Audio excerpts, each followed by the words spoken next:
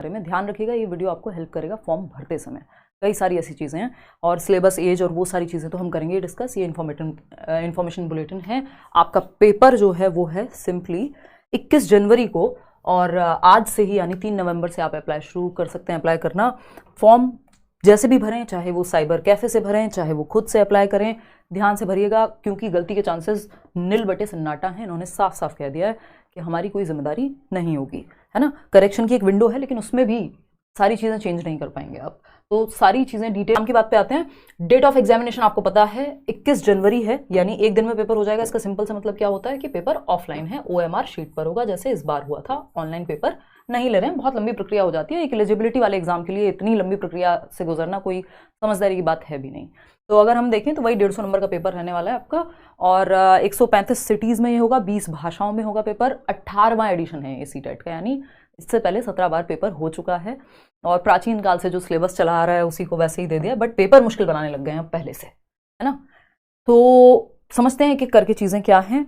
अगर मैं बात करूं, ये पेपर का स्ट्रक्चर है 150 नंबर का आपका। तो अगर हम देखें यहाँ 3 नवंबर यानी आज से 3 नवंबर से 23 नवंबर तक आप क्या कर पाएंगे, फॉर्म फिल कर पाएंगे। कहाँ? ctet.nic.in, नीचे डिस्क्रिप्शन में आपको लिंक दिया हुआ है, फॉलो उसको क्लिक करके और आप फॉर्म अपना भरिए। सारी डिटेल्स, आपका फोटो जो है स्कैन होना चाहिए, आपके सिग्नेचर स्कैन फॉर्म में आपके पास होने चाहिए, है ना।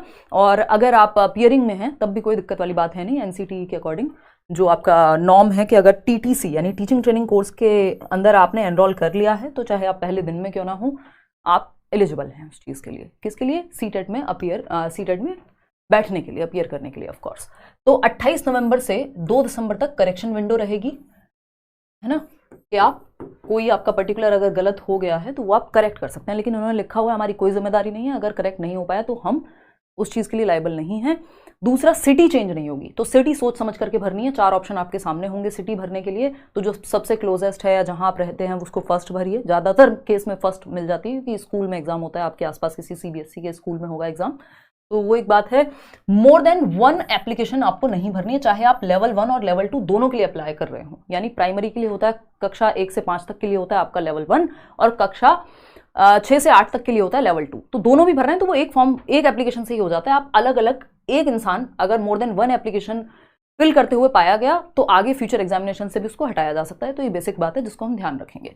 अगर हम बात कर रहे हैं लैंग्वेज 1 और लैंग्वेज 2, ये मोस्ट इंपॉर्टेंट पार्ट है। ये फॉर्म भरते समय ही कई लोगों को गलती हो जाती है, जिनको सही गाइडेंस शायद नहीं मिल पाती है।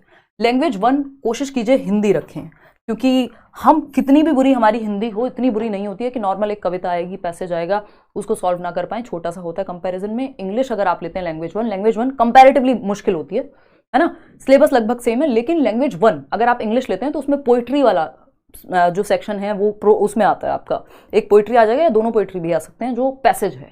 और पोइट्री का पैसेज सॉल्व अच्छों से नहीं होता, जो लिटरेचर पढ़ते हैं उनसे भी नहीं होता, है ना। दिक्कत होती है उसमें, नंबर कटने के बहुत चांसेस होते हैं, और उसकी पेडागोजी भी हल्की सी इधर उधर हो जाती है एट टाइम्स। तो लैंग्वेज 1 कोशिश कीजिए हिंदी ही लें, ये मेरी आपको एडवाइस है, मर्जी आपकी है, लेकिन ये सालों साल का एक्सपीरियंस है, जो हर साल यही दिक्कत आती है। हिंदी लैंग्वेज 1 में इजीली सॉल्व हो जाती है, लेकिन अगर आप लैंग्वेज 1 इंग्लिश लेंगे आपके कई नंबर कम होते आपको दिखेंगे। अगर लग रहा हो कि ये बात सेंस बना रही है नहीं, तो एक काम कीजिएगा, प्रीवियस ईयर उठाइएगा जो अभी पेपर हुआ है, और दोनों सेक्शन सॉल्व करके देखिएगा, हिंदी वाला लैंग्वेज 1 और इंग्लिश वाला लैंग्वेज 1, आपको खुद से पता लग जाएगा।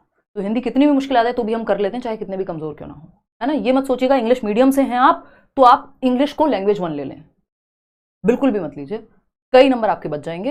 ये एक छोटी सी एडवाइस है। तो फॉर्म भरते समय लैंग्वेज 1 जब चूज करने की बात आती है तो आप हिंदी लीजिए और इंग्लिश लीजिए लैंग्वेज 2, या अगर कोई और लैंग्वेज लेनी है तो वो आपका अपना पर्सनल कॉल है। चलिए समझते हैं, आगे बढ़ते हैं। वैलिडिटी की अगर हम बात करें, लाइफ टाइम वैलिडिटी है आपकी, लाइफ टाइम वैलिडिटी है। एक बार आपने सीटेट दिया, बात खत्म हो गई। अब वो नहीं है कि 7 साल का वेट आपको करना पड़ेगा, है ना।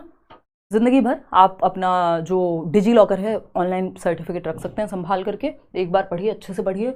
अपीयरिंग की अगर हम बात करें तो बिल्कुल, अगर आप अपने टीचिंग ट्रेनिंग के फर्स्ट डे में भी अपने DLED, BLED, BTC, DED, what ever the name is, जो भी आपके डिप्लोमा का या फिर डिग्री का भी अगर सेकंड पेपर की बात करें तो BEd वालों को प्राइमरी से हटा ही दिया गया अभी के लिए। तो अगर आप चाहें और आपको फर्क ना पड़ता हो फी से, तो आप दे के रख सकते हैं कि इन फ्यूचर कुछ चेंज हो तो हमारे पास पेपर 1 पेपर 2 दोनों क्वालिफाइड हो। बट आज के हिसाब से तो प्राइमरी से बाहर हैं BEd वाले। तो अपीयरिंग की अगर हम बात करें, ये मैं आप लोगों को दर्द देने की बात नहीं कर रही हूँ, इस बात से मैं भी अगर हम देखें तो खैर छोड़िए। अपीयरिंग की अगर हम बात करें तो टीचिंग ट्रेनिंग कोर्स के अगर आप पहले साल में हो, दूसरे साल में हो, पहले दिन में हो, कोई दिक्कत नहीं है, फॉर्म भरिए सीटेट का, ठीक, सीटेट में आप एलिजिबल हैं। सेंटर की अगर हम बात करें 4 चॉइसेस मिलेंगी, तो पहला जो सेंटर है अगर वो नहीं मिला तो दूसरा मिलेगा, दूसरा नहीं अवेलेबल हुआ तो तीसरा मिलेगा। टाइमली अपना फॉर्म भर दीजिएगा। ऑफलाइन पेपर होगा, यानी OMR शीट पे जाकर के आपको स्कूल में पेपर देना होगा। कंप्यूटर वाली दिक्कत यहाँ नहीं होगी। तैयारी इस बार पहले से ही समय से ही शुरू कर दीजिए। इस बार का पेपर अगर आप पढ़ेंगे तो सिलेबस बेशक सेम है, लेकिन लैंग्वेज जो है वो थोड़ी सी घुमाई हुई है। तैयारी कैसे करेंगे उस पर भी आएंगे। कन्फर्मेशन पेज, यानी आपका एप्लीकेशन नंबर, आपका रजिस्ट्रेशन नंबर, उसको आप डाउनलोड करके रखिए। कन्फर्मेशन पेज जब आप पूरा फी वगैरह सबमिट कर देंगे ऑनलाइन, तो आपके पास एक कन्फर्मेशन पेज आएगा जिसमें सारी डिटेल्स होंगी, तो उसको अपने पास PDF की फॉर्म में डाउनलोड करके रखिए, ऐसा सीटेट कहता है। पेपर आपका बाइलिंगुअल आता है, यानी दोनों भाषाओं में आएगा, हिंदी और इंग्लिश।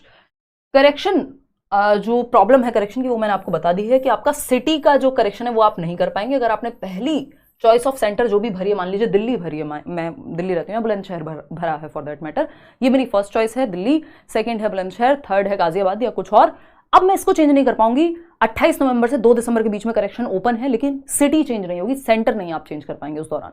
बाकी अगर थोड़ी बहुत कोई गलती हो गई तो वो कर पाएंगे, लेकिन कोशिश कीजिए एक ही बार में अच्छे से फॉर्म को भरिए, ठीक है ना।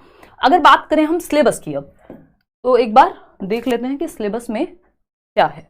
सिलेबस एज इट इज है, 150 नंबर का पेपर है, 150 ही मिनट मिलेंगे, नो नेगेटिव मार्किंग। 5 सब्जेक्ट हैं पेपर 1 के लिए, 4 सब्जेक्ट हैं पेपर 2 के लिए। 150 में से 90 नंबर जनरल कैटेगरी को लाने होते हैं, 82 लाने होते हैं किसको, किसी भी अगर रिजर्व कैटेगरी से आप हैं तो, ठीक। अभी आपके पास समय है, टारगेट 90 और 82 का ना बनाए, कोशिश करें 120, 130, 140 तक भी लोग लेकर के आते हैं, 143 भी हमारे लर्नर्स लेकर के आ चुके हैं। तो वो आप अपने हिसाब से एक बड़ा टारगेट सेट कीजिए और पढ़ाई कीजिए अभी से। फ्री नोट्स वगैरह भी आपको डिस्क्रिप्शन में मिल जाएंगे। बैच में एनरोल होना है, एक टीचर से अलग अलग सब्जेक्ट्स पढ़ना है तसल्ली से हर दिन, तो वो भी आप कर सकते हैं। एज की बात रही तो age is no bar again, किसी भी टेट एग्जाम में एज का कोई पंगा होता नहीं है। आप 99 साल के हैं तब भी आप पेपर दे सकते हैं, ठीक है ना। अभी मैं आपकी बात सुनूंगी कि आप क्या कह रहे हैं, ठीक है, क्लियर है बात। चलिए तो समझते हैं कहानी क्या है, और कुछ छोटी छोटी और बातें हैं जिनको हम समझेंगे। और CDP यानी बाल विकास, child development and pedagogy, language 1 जो भी आप हिंदी ले रहे हैं या इंग्लिश ले रहे हैं वो 30 नंबर की, लैंग्वेज 2 मैथमेटिक्स EVS, और जो पेपर 2 वाले उनका ये हटा करके क्या हो जाता है यहाँ पे 60 मार्क्स का, या तो SST या फिर मैथ्स जो भी आपने चूज किया होगा, ठीक है ना। SST और मैथ्स 60 मार्क्स में, तो एक बेसिक सी बात हो गई। सिंपल लिखा हुआ है आपके इंफॉर्मेशन बुलेटिन में, आपके सिलेबस में कि आपको NCERT की किताबें पढ़नी चाहिए। अगर पेपर 1 की बात करें तो आपको कक्षा 1 से 5 तक की किताबें अच्छे से पढ़नी चाहिए NCERT की। अगर पेपर 2 की बात करें तो कक्षा 6 से 8 तक की किताबें आपको अच्छे से पढ़नी चाहिए NCERT की। अगर आप बैच में हैं, साथ में जुड़े हुए हैं, तो आप एक बार को आपको समरी मिल जाती है सारी, या चीज़ें मिल जाती हैं, प्रीवियस ईयर क्वेश्चंस मिल जाते हैं, चैप्टर्स पढ़ाए जाते हैं एक-एक करके। अदरवाइज NCERT आप प्रेफर कीजिए और प्रीवियस ईयर, ये 2 महत्वपूर्ण चीज़ें। नहीं तो प्रीवियस प्लेलिस्ट भी देख सकते हैं, है ना, आपकी तैयारी में ये चीज़ काम आएगी। बाकी आगे की क्लासेस आपकी कैसे शुरू होंगी उस पर जल्दी ही चर्चा करेंगे। कल और परसों मैं दिल्ली में नहीं हूँ, तो एक सेमिनार के लिए जाना है कहीं, तो रायपुर जाना है बेसिकली, तो उसके बाद हम प्लान करेंगे। इतने आपके सामने एक इंटरव्यू जो इस बार, क्योंकि इस बार के स्कोर कंपैरेटिवली कम रहे हैं हर साल के मुकाबले अगर हम देखें, तो वो आपको मिल जाएगा। प्रीवियस इंटरव्यू देखिए लोगों ने कैसे क्रैक किया। 60-70% लोग अभी भी फेल होते हैं पेपर में, तो ये ईजीएस्ट कह सकते हो आप इसको एग्जाम, लेकिन इसकी अप्रोच अगर सही नहीं रहती, अगर आप सही जगह से नहीं पढ़ रहे, सही तरीके से नहीं पढ़ रहे, पढ़नी चाहिए पेडागोजी, आप ग्रामर में लगे हुए हैं, व्याकरण पढ़े जा रहे हैं, या फिर कुछ का कुछ पढ़ रहे हैं, तो दिक्कत आएगी, है ना। तो ये एक बेसिक बात हुई। बाकी सिलेबस पे चर्चा एक, तो वो एक बात हुई, और कोई छोटी मोटी बात हो तो आप पूछ सकते हैं। इसके अलावा काफ़ी सारा डिस्कशन है जो हम लोग अब करते रहेंगे। लाइक शेयर सब्सक्राइब आप कर दीजिएगा अगर आपको सेशन पसंद आया हो। बात रही दीपावली की, तो हाँ, दीपावली तक का कुछ ऑफर भी है जो मुझे टीम ने बताया है, 20 तारीख तक, ठीक है जी। और कब तक आ सकती है, पढ़ पढ़ के डिमोटिवेट हो गए हैं कि यूट्यूब में डांस करके मन बहला रहे हैं। शांतनु, थोड़ा बहुत कर लीजिए डांस अगर आप करते ही हैं यूट्यूब पे, है ना। बट PRT की वैकेंसी कभी भी टपक सकती है। बुक जो है ऑलरेडी क्लास नोट्स वाली आती ही है, नई बुक भी जब आएगी तो बता दिया जाएगा, है ना। तो लगातार ये लंबी जर्नी है जो आपके एग्ज़ाम्स की है। एलिजिबिलिटी में तो बता रहे हैं कि फाइनल ईयर या पास आउट ही दे सकते हैं, प्लीज़ क्लियर करिए। 2nd 3rd ईयर वाले दे सकते हैं कि नहीं। देखिए, इन्होंने साफ साफ NCTE को रेफर किया हुआ है, और अगर मैं आपको NCTE का नोटिफिकेशन दिखा भी दूँ जो हमने पहले उस समय भी डिस्कस किया था, इन्होंने NCTE ने क्लियरली कहा हुआ है अगर हम एस्टेट की बात करें तो उन्होंने कहा था फाइनल ईयर का, लेकिन वो भी पता नहीं वो लोग क्या सोच के कह गए, क्योंकि आपके ऑनरेबल सुप्रीम कोर्ट ने साफ साफ कहा हुआ है कि it is clear from the order passed by the honourable Supreme Court of India that a candidate who has been admitted in any of the TTC, TTC बोले तो teacher training course, and undergoing the teacher training course can be said to be pursuing such teacher training course and a far and fair reading of clause इतने NCTE guideline dash dash dash a person who has been admitted in TTC and is pursuing he she can appear in the TET examination। तो देश भर में कोई भी TET examination अगर आप है आपका और आप किसी भी टीचिंग ट्रेनिंग कोर्स में पढ़ रहे हैं, इसमें ना ये लिखा है कि सेकंड ईयर ना ये लिखा है फर्स्ट ईयर, सिंपली आपने एनरोल कर लिया है, दैट मीन्स आपको परस्यूइंग काउंट किया जाएगा, आप अपियरिंग में काउंट होंगे, सिंपल बात। तो कोई भी इस बात को झुटला नहीं सकता, आप इसको यूज भी कर सकते हैं एज एन एविडेंस अगर जरूरत पड़े। बाकी सीटेट ने ये मुद्दा रखा ही नहीं है, सीटेट ने साफ साफ कह दिया, एनसीटीई ने जो गाइडलाइन दी है उसके हिसाब से चले जाओ, और आप एनसीटीई की वेबसाइट पे जाएंगे आपको ये नोटिस मिल जाएगा, इस पर प्रीवियसली भी मैं वीडियो बना चुकी हूँ, तो इसमें कोई टेंशन नहीं लेनी। आप डे 1 पे भी आपका एडमिशन कल हुआ है अगर अपने डाइट में, अपने डीएलएड में, जेबीटी में, वॉटेवर, तब भी आप एलिजिबल हैं सीटेट के लिए। और अगर मैं बात करूं आपकी फर्स्ट ईयर की, सेकंड ईयर की, ऐसा कोई मुद्दा नहीं है, आप फॉर्म फिल करिए, आराम से तैयारी कीजिए बढ़िया से, अच्छा स्कोर ला करके रख लीजिए। कब मौका मिले पता नहीं है, अभी चुनाव आने वाले हैं, कहाँ कौन सी वैकेंसी कब देखने को मिल जाए, बिहार में ऑलरेडी चीज़ें चली रही हैं, कहीं और तुरंत से निकल जाए, दिल्ली में निकल जाए, तो अगर ये बात आपके पास सीटेट होना ज़रूरी है, ये एक फिल्टर की तरह काम करेगा, है ना। तो इतनी ही बात रखेंगे, इसके अलावा कोई और बात हो तो आप बता दीजिएगा। और जिन लोग को लगता है कि उनको पहले आपका एडमिट कार्ड आ जाएगा आपके पेपर से, और उसके अलावा अगर हम बात कर रहे हैं तो आपका रिजल्ट जो है 1 महीने के अंदर आ जाता है, इस बार भी वही रहा, तो फरवरी में टेंटेटिवली जो है रिजल्ट आ जाएगा आपके सामने, और बाकी सारी डेट्स मैंने आपको बता ही दी हैं।